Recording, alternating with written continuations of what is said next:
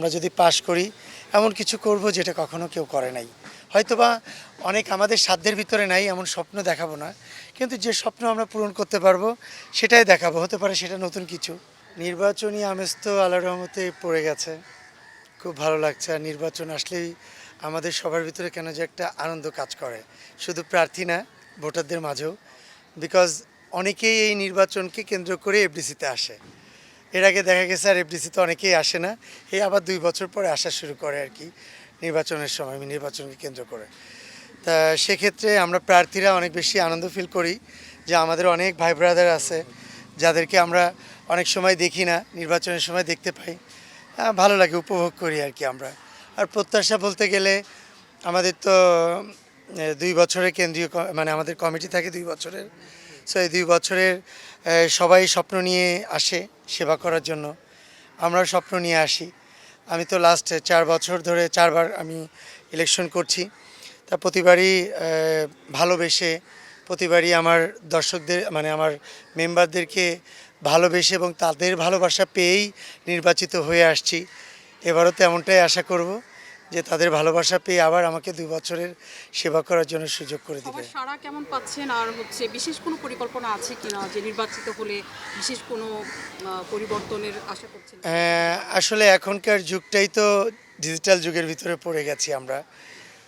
আমরা আধুনিক যুগের সন্তান সবাই। আধুনিক যুগে যারাই যেখানে যে পরিবেশ পরিস্থিতি থাকুক না কেন, তাদের সবসময় মাথায় কাজ করে কীভাবে আধুনিকায়ন করা যায় তার পরিবারকে, তার ফ্যামিলিকে, তার অ্যাসোসিয়েশনকে, তার সংস্থাকে।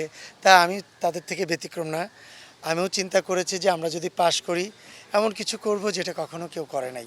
হয়তোবা অনেক আমাদের সাধ্যের ভিতরে নাই এমন স্বপ্ন দেখাবো না, কিন্তু যে স্বপ্ন আমরা পূরণ করতে পারবো সেটাই দেখাবো। হতে পারে সেটা নতুন কিছু, এরকম কোনো কিছু। আর সারা পাচ্ছি আমাদের এখনও ইশতেহার এখনও আমরা ছাড়ি নাই। আমাদের ইশতেহার হয়তো নির্বাচনের একদিন আগে আমরা ছাড়বো, বা প্যানেল পরিচিতিতে আমরা ইশতেহারটা বলবো সবাইকে।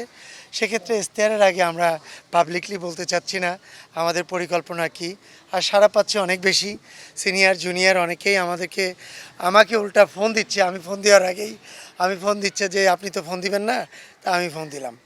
তা আমি বললাম যে সরি ভাই, এতটা চাপ নিয়ে আসলে চলছে। আমি চেয়েছিলাম যে হয়তো বা সরাসরি দেখা করে দোয়া নিয়ে নিব। আমাকে সবাই খুব সাড়া দিচ্ছে এবং আমি এত সুন্দর একটা কালারফুল প্যানেল করছি। সবার একদম প্রথম থেকে শেষ পর্যন্ত সব আর্টিস্টদেরকে নিয়ে সুন্দর একটা প্যানেল করেছি। সবারই ইচ্ছা, সবারই স্বপ্ন যে সুন্দরভাবে পাশ করলে সুন্দর একটা শিল্পী সমিতির গড়ার পথ হয়। এটাই সবাদের ইচ্ছা, সবারই চিন্তা। আবেগ নয়, বিবেক দিয়ে কাজ করবে এবার, এবং আমার ভোটাররা বিবেক দিয়েই ভোটটা দিবে এবং তাদের স্বপ্নকে সত্যি করার জন্য আমরা আপ্রাণ চেষ্টা করে যাব।